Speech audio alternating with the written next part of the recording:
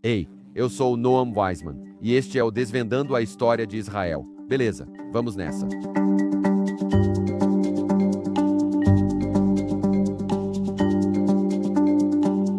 Nas últimas 24 horas, parece que a história acelerou. Parece que é sempre assim.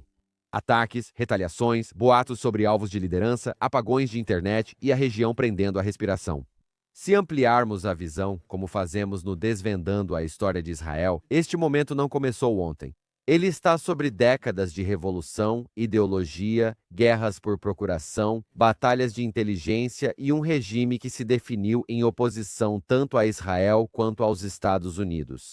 Então, antes de nos perdermos nas manchetes que podem mudar a cada hora, queremos dar um passo atrás e fazer algumas perguntas maiores. Como chegamos até aqui? O que realmente importa estruturalmente? E o que devemos observar que ainda será verdade na próxima semana, no próximo mês e talvez até no próximo ano? Para explicar este momento, dou as boas-vindas a Avi Muhammad. Avi Muhammad é um especialista em geopolítica do Oriente Médio, analista de inteligência, ex-oficial de inteligência israelense e conselheiro sênior para assuntos árabes. Avi é o fundador do Inside the Middle East Intelligence Perspectives, ITME, um instituto sem fins lucrativos dedicado à educação à política e à partidária sobre o Oriente Médio, e autor de 3 livros sobre a região. Não consigo pensar em pessoa melhor para me ajudar a entender este momento. Avi, muito obrigado. Agora são 11 da manhã de domingo, enquanto você, Avi e eu estamos gravando, e há tanta coisa acontecendo para entendermos o panorama geral. Não quero usar seu tempo valioso com muitos detalhes específicos que podem estar obsoletos 30 minutos após a gravação. E há muitas opiniões acaloradas neste momento. Como meu público sabe, gosto de deixar as ideias fluírem e entender o contexto histórico. Antes de tudo, agradeço a você, Avi, por participar da conversa. Claro, Noam. Obrigado por me receber. Então, o que realmente sabemos sobre o que está acontecendo entre Israel, Irã e os Estados Unidos? E quais são algumas das maiores incógnitas neste momento, na sua opinião? Ok, então sabemos que há uma guerra acontecendo. Ela começou há quase 48 horas.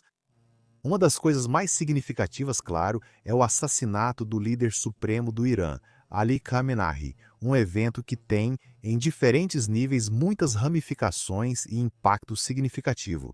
Podemos elaborar sobre isso talvez um pouco mais tarde. Em relação à sua pergunta sobre o que não sabemos, eu diria algumas coisas. Primeiro, nós não sabemos exatamente, nesta fase atual, qual será exatamente o próximo passo do regime, especialmente no contexto de se reagrupar e reestruturar suas operações. Nesse sentido, vou mencionar que uma das pessoas que foi citada antes da guerra como possível herdeiro ou candidato a assumir o lugar de Khamenei era seu filho, Mujtaba. Mas, até agora, houve informações conflitantes sugerindo que ele também pode ter sido morto. Eu não tenho nenhuma confirmação sobre isso neste momento. E outra coisa que precisamos acompanhar com muita atenção é a dinâmica interessante que vem se desenvolvendo nas últimas 24 horas. Resumindo, eu diria que a guerra começou com o objetivo da administração dos Estados Unidos de eliminar a capacidade do regime iraniano de ter armas nucleares e mísseis balísticos. Parece que nas últimas 24 horas houve uma certa mudança nessa perspectiva. E talvez estejamos diante de um objetivo de derrubar esse regime, mas preciso ser muito cauteloso com essa avaliação neste momento e neste lugar. Vamos apenas ter que acompanhar isso e ver como as coisas vão evoluir. Certo, então vamos dar um passo atrás e realmente entender a história desse momento. Você estava nos contando sobre a vida de Khamenei, que eu acabo chamando de Khomeini. Você provavelmente pronuncia corretamente. Eu sei que não pronuncio, então eu digo Khomeini. E eu quero entender a história de como chegamos a este momento. Quero que você converse um pouco com a gente sobre isso. O que levou à queda do Shah e como surgiu a República Islâmica atual? Qual é a história de origem e o que os Estados Unidos e o Reino Unido fizeram para interferir nos assuntos iranianos em 1953? Bem, Noam, com sua permissão, gostaria de voltar um pouco no tempo. Digo isso porque a história do Oriente Médio é o presente. E por que eu digo isso? Aqui está a história. Eu vou voltar ao século VII, quando o Islã surgiu na Península Árabe. O Islã surgiu e muito rapidamente se tornou um império conquistador. E muito rapidamente houve uma crescente luta pelo poder dentro do Islã sobre a questão de quem tem o direito de liderar esse império. Essa luta pelo poder resultou em dois grandes grupos dentro do Islã. O primeiro são os sunitas, que são a maioria dos muçulmanos, cerca de 84%. O segundo grupo são os xiitas. Aliás, xiita é uma palavra semelhante à palavra hebraica sia, que significa uma facção política.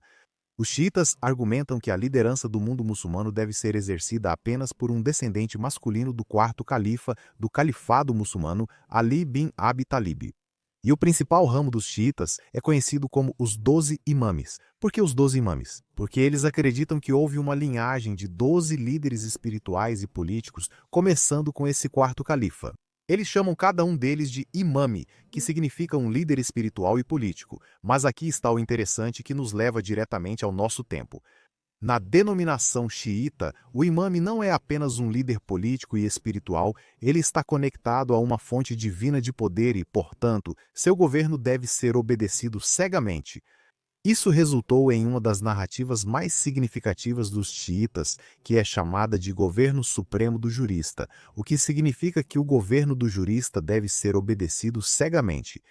E isso nos leva diretamente ao nosso tempo e à compreensão do poder supremo de Ali Khamenei, o antigo, o falecido líder do regime iraniano, o líder supremo. Ele realmente ocupava essa posição. Isso explica, entre outras coisas, o fato de que ele tem um poder totalmente supremo, ditando o caminho do Irã.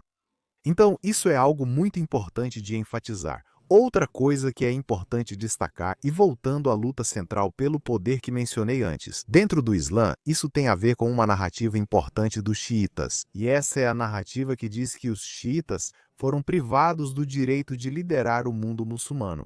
E, portanto, nas crenças xiitas, existe a necessidade de corrigir essa injustiça. E eu estou trazendo isso para os nossos tempos. E você mencionou o golpe islâmico no Irã em 1979.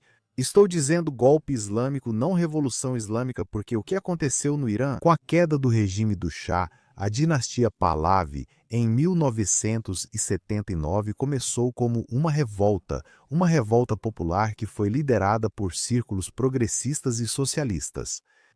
O clero xiita, os mulás e, na época, o fundador do golpe islâmico, que é conhecido pelo nome de Ruhollah, Ayatollah Khomeini, juntaram-se àquela revolta e basicamente tomaram o controle por dentro assim que a revolta teve sucesso e realmente eliminaram o poder de ontem. Mas deixe-me interromper por um segundo. E em 79, porque eles estavam fazendo uma revolução?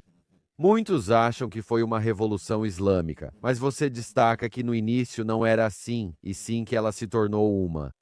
Correto. O que eles estavam revolucionando e contra o que se rebelavam?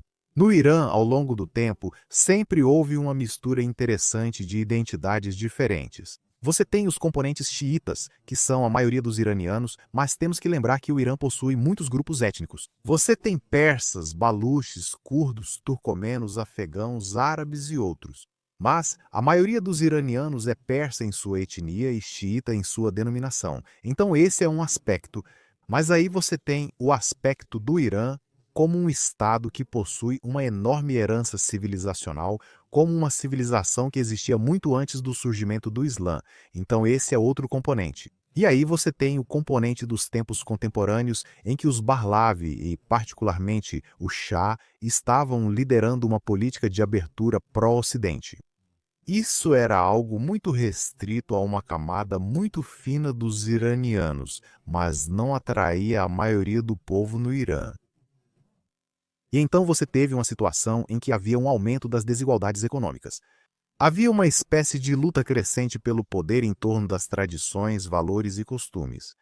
E, paralelamente a isso, houve um mecanismo opressivo crescente usado pelo regime da época, a dinastia, para manter seu domínio.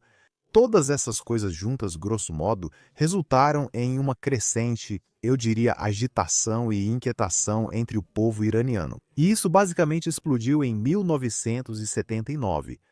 Ok. Então você estava me contando sobre a distinção entre sunitas e xiitas. Eu quero ouvir um pouco mais sobre isso.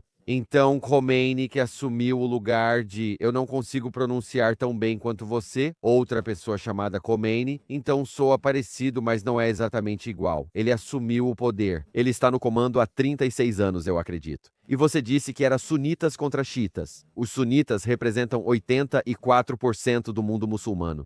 E esse líder supremo, Khomeini, está no comando do mundo iraniano, do mundo xiita. Quais são as outras diferenças entre sunitas e xiitas que devemos saber? As pessoas veem poeira. Eu vejo impérios. Esta é a própria terra resgatada do Monte do Templo, pisada por babilônios e romanos, resgatada, peneirada e oficialmente certificada. 3.000 anos de legado agora são seus. Não apenas estude a história vista, clique no link para garantir sua parte de Jerusalém. Deixe-me ajudar com a pronúncia dos nomes, pois isso é importante. O fundador do golpe islâmico em 1979 foi Ruhollah Ayatollah Khomeini. Aliás, Ruhollah Ayatollah não é o nome dele, esse é o título dele. Os clérigos xiitas, chamados mulás, são organizados como oficiais de um exército. O nível mais alto é esse Ruhollah Ayatollah, que significa o Espírito de Deus e o Sinal de Deus. O nome dele era Khomeini, o líder supremo do Irã, recentemente eliminado, que assumiu o poder. Em 1989 é Khamenei. E, aliás, Ramina não era um clérigo importante. Ele não era uma autoridade religiosa significativa, um mulá de destaque. Ele era de nível médio, por assim dizer. Da mesma forma, você me perguntou sobre os sunitas e os xiitas. As diferenças são enormes.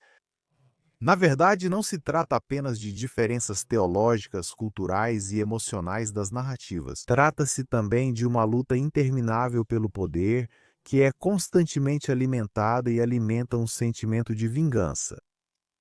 Essa é uma luta pelo poder que se estende por séculos. Estamos olhando para algo que começou no século VII e hoje, no Oriente Médio, no século XXI, você encontrará em mais de um lugar essas expressões de violência e confronto entre sunitas e xiitas. O ódio e as animosidades simplesmente não podem ser superados.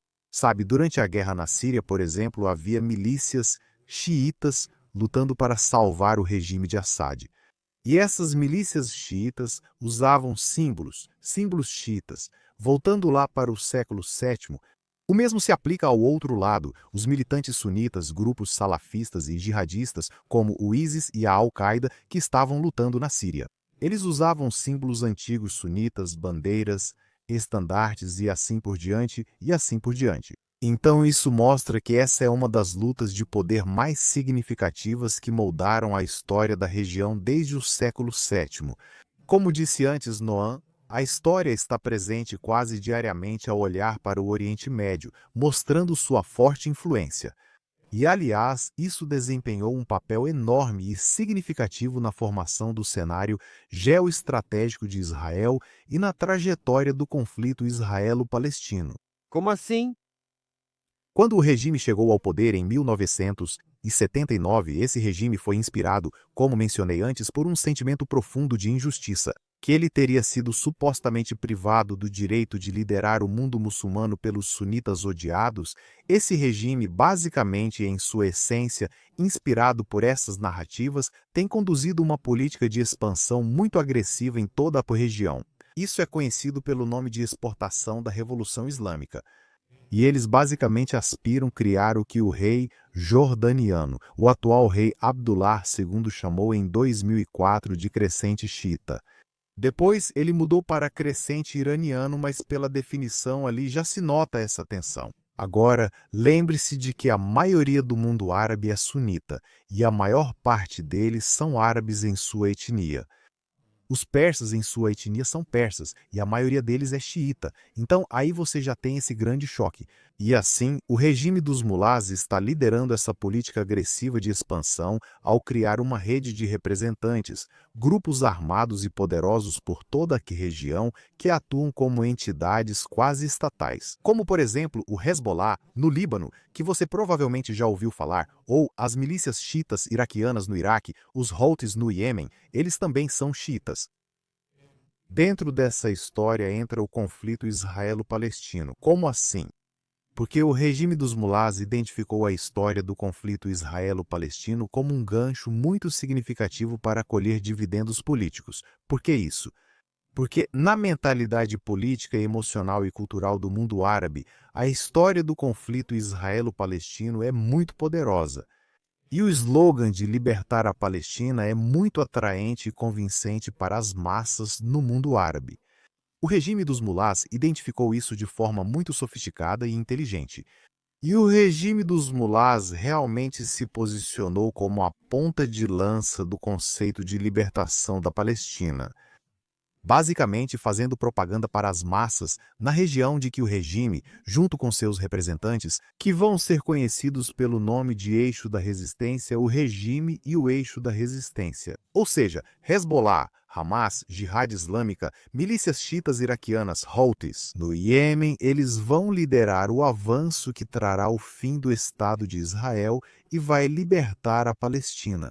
E quando você observa a trajetória do conflito israelo-palestino nas últimas décadas, é possível ver a enorme escalada e militarização do conflito, especialmente nos últimos 20 anos. E o principal responsável por essa escalada foi exatamente esse eixo de resistência, massivamente armado pelo regime iraniano, financiado pelo regime iraniano e fornecido com o conhecimento militar. O eixo mexicano da resistência, os membros do eixo da resistência, particularmente o Hamas e a Jihad Islâmica na faixa de Gaza, o Hezbollah no Líbano, têm constantemente alimentado a escalada da trajetória do conflito, porque eles criam um ciclo definitivo. Ao alimentar o conflito e as chamas do conflito, eles conseguiram continuar e vender a narrativa para o mundo árabe de que vão libertar a Palestina. E ao continuar a divulgar o slogan "Vamos libertar a Palestina", eles conseguiram alimentar ainda mais a chama do conflito. Você tem aqui um ciclo muito perverso e sofisticado que foi criado pelo regime dos mulás sob essa bandeira da resistência e da libertação da Palestina. Então aqui você vê a conexão entre a história dos xiitas e o eixo do regime iraniano. O regime dos mulás que chegou ao poder em 1979, a história do eixo da resistência e o impacto na trajetória do conflito israelo-palestino.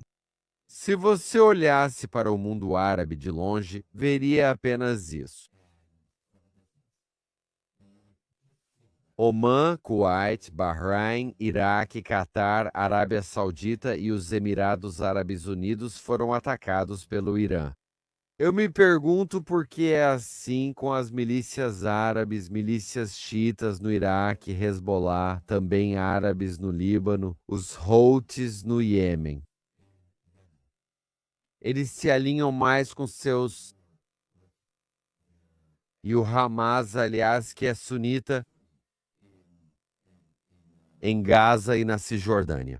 Eles se alinham mais com, deixando o Hamas de lado por um segundo, os xiitas e a liderança iraniana, ou se alinham mais com seus irmãos étnicos árabes que acabaram de ser atacados?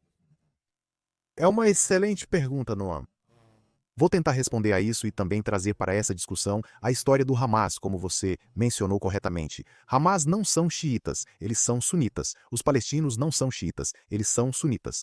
A resposta é que todos esses fatores, tanto o xiita como o Hezbollah, os Houthis, aliás, os Houthis vêm de um ramo interessante de um tipo de xiismo muito local, doméstico, por assim dizer, que você não vai encontrar em nenhum outro lugar.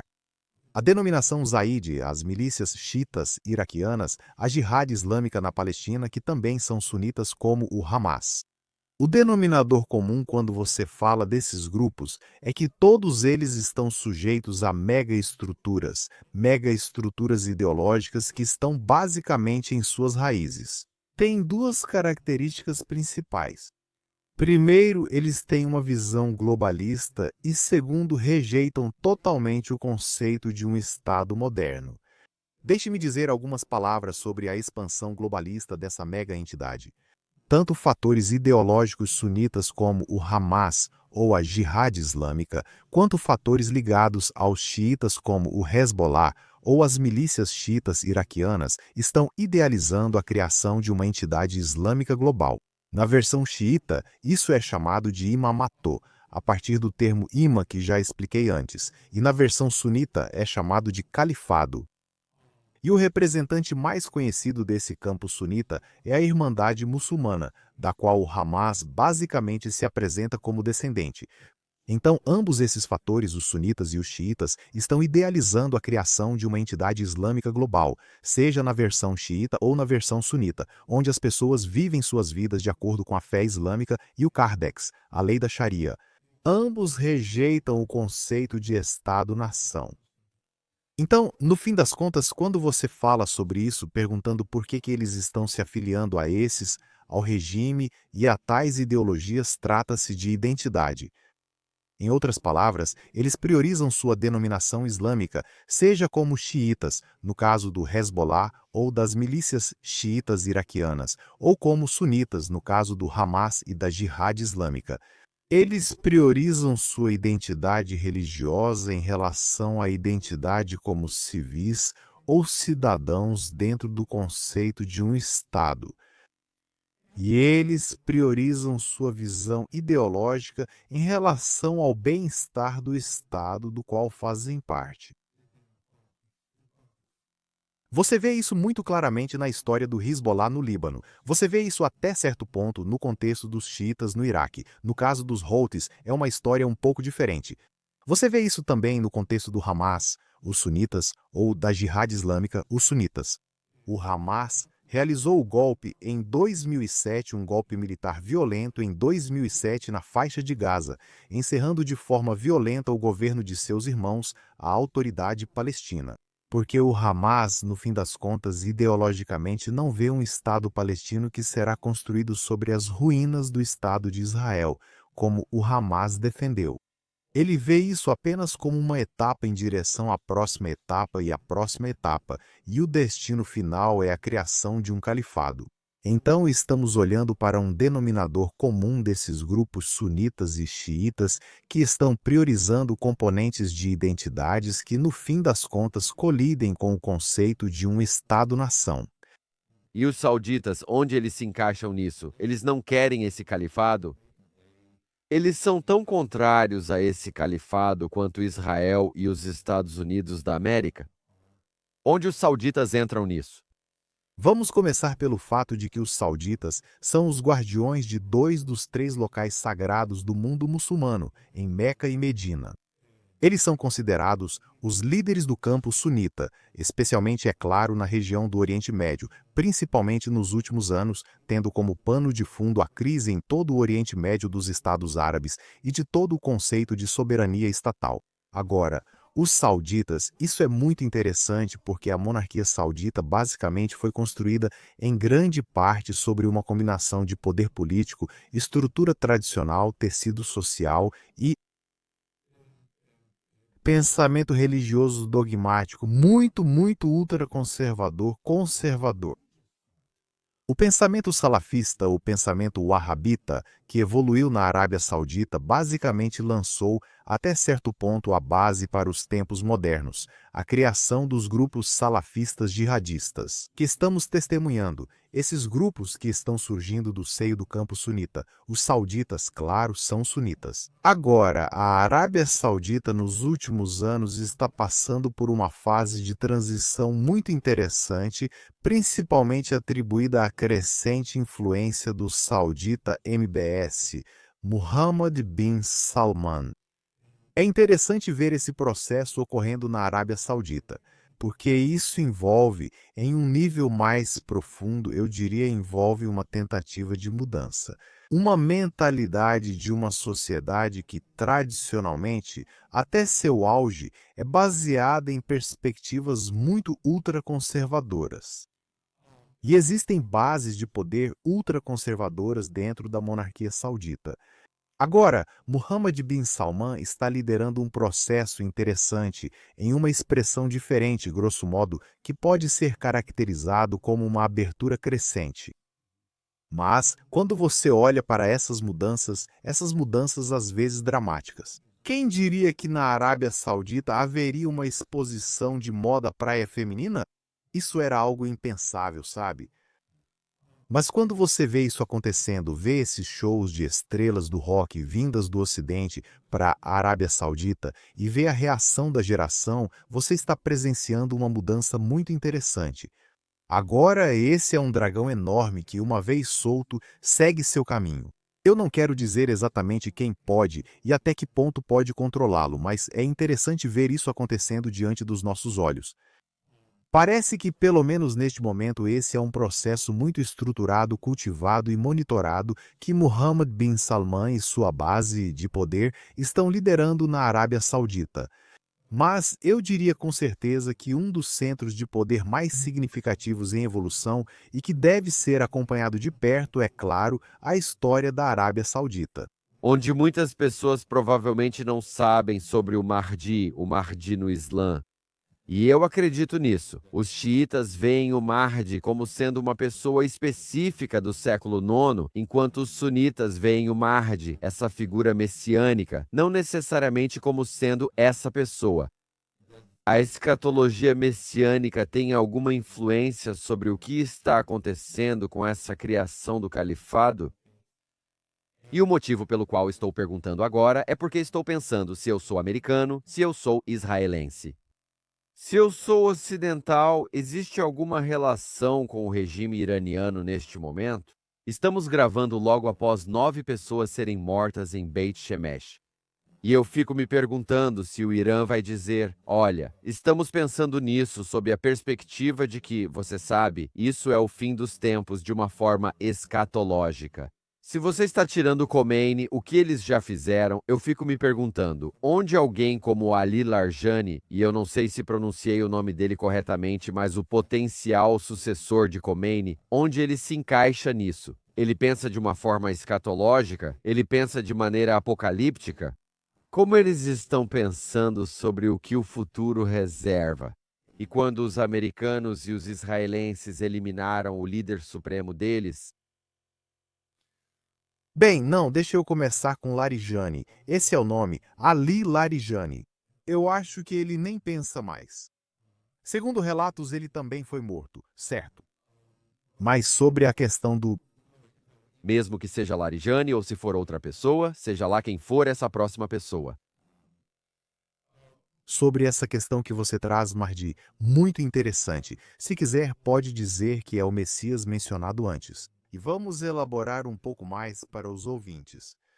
No século VII, discutimos a disputa de poder entre sunitas e xiitas. Falamos sobre esse grande ramo das denominações xiitas, o 12º, os 12 líderes, o 12º imã. Agora estamos chegando ao último deles, Muhammad al-Askari, que desapareceu de acordo com a narrativa xiita no século IX. Na verdade, houve 2 períodos desse desaparecimento. Um quando ele era um garotinho e depois ele desapareceu alguns anos depois. E então houve o segundo desaparecimento, que é conhecido como o Grande Desaparecimento. Mas aqui está o ponto. Na denominação xiita, eles acreditam que ele não está morto. Eles creem que ele vive, aguardando fora do tempo na história, sendo chamado por vários nomes na narrativa xiita.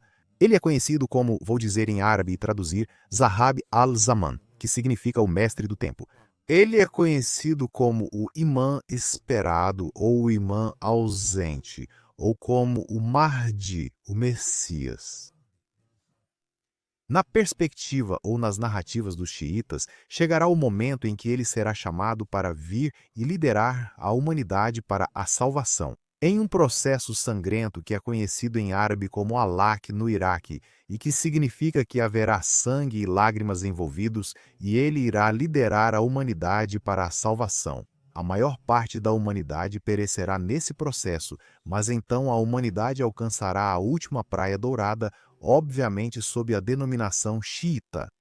Essas narrativas são enormemente poderosas dentro das perspectivas xiitas. Os xiitas acreditam profundamente de verdade nessas coisas. Eles se identificam totalmente, emocionalmente, culturalmente e politicamente com essas coisas. Você sabe, provavelmente está familiarizado, por exemplo, com uma cerimônia muito conhecida que os xiitas lideram, realizam uma série chamada de Tazia. Essa é uma cerimônia onde você pode ver homens xiitas, começando com a idade de 12 anos desfilando pelas ruas em procissões e se cortando com facas. Eles se agridem com um cabo de ferro. Então, o motivo pelo qual eles fazem isso é porque estão materializando a questão. Uma das narrativas xiitas mais poderosas, se não a mais poderosa. E esse é o assassinato de Al-Hussein bin Ali, filho do califa Ali. Hussein bin Ali era o filho mais novo de Al-Khalifa Ali, que Ele foi casado com 9 mulheres, mas sua primeira esposa foi Fátima, filha do profeta Maomé. E juntos eles tiveram 4 filhos, 2 meninos e 2 meninas. O menino mais velho, Hassan, foi califa por um tempo, depois ele abdicou. E seu irmão, Hussein, que era o último neto homem direto do profeta Maomé, reivindicou a coroa do califado para si mesmo. Seus opositores basicamente tinham uma perspectiva diferente. E então, no ano 680, no 10º dia de um mês chamado Al-Muharram, no calendário islâmico, em um lugar chamado Kerbala, que é o atual Iraque, a batalha final aconteceu naquele dia. Ali, Al-Hussein bin Ali e seus seguidores foram massacrados. E isso se tornou a pedra angular da história do componente trágico da crença xiita. Eles dizem que todo dia é Ashura, ou seja, todo dia é o 10º dia do mês e todo lugar é Kerbala. Basicamente dizendo, para nós, estamos constantemente lamentando o assassinato de Hussein bin Ali. E assim você pode ver como essas narrativas estão profundamente enraizadas dentro da denominação xiita. Aliás, nesse sentido, falamos sobre os sunitas.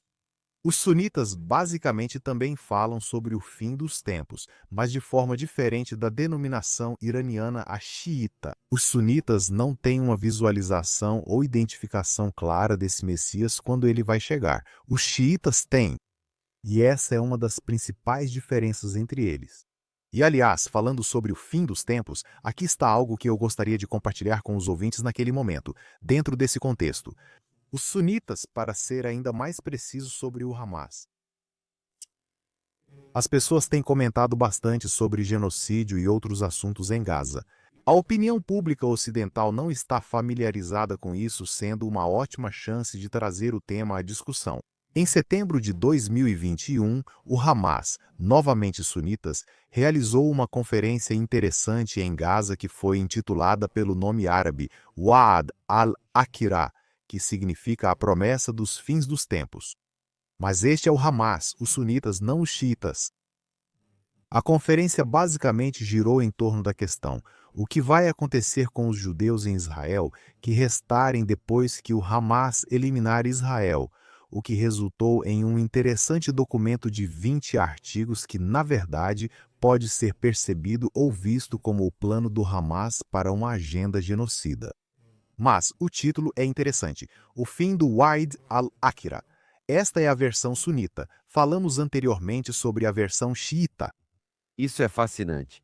Então, pela sua descrição, Avi, eu entendo totalmente o porquê. Israel, um país no Oriente Médio, o único país judeu do mundo, um país que tem cerca de 10 milhões de pessoas, sendo aproximadamente 75% judeus. Eu entendo porque esse país sentiria ansiedade o tempo todo, com um país vizinho que tem 90 milhões de pessoas.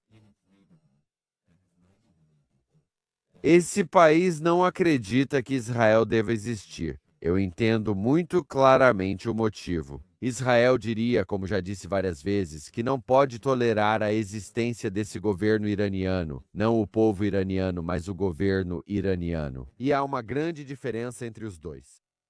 O que eu quero entender do seu ponto de vista é por que os Estados Unidos da América deveriam se envolver nisso.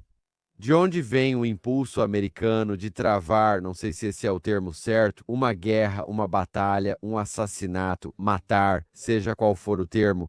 Por que os Estados Unidos deveriam se envolver nisso quando os Estados Unidos estão tão longe do Irã? Eu sei que os neo-isolacionistas jeffersonianos nos Estados Unidos da América provavelmente estão olhando para isso e dizendo: espera aí, por que os Estados Unidos deveriam se envolver em uma guerra? Isso está a tantos quilômetros de distância, quando temos que cuidar dos nossos próprios problemas aqui nos Estados Unidos da América.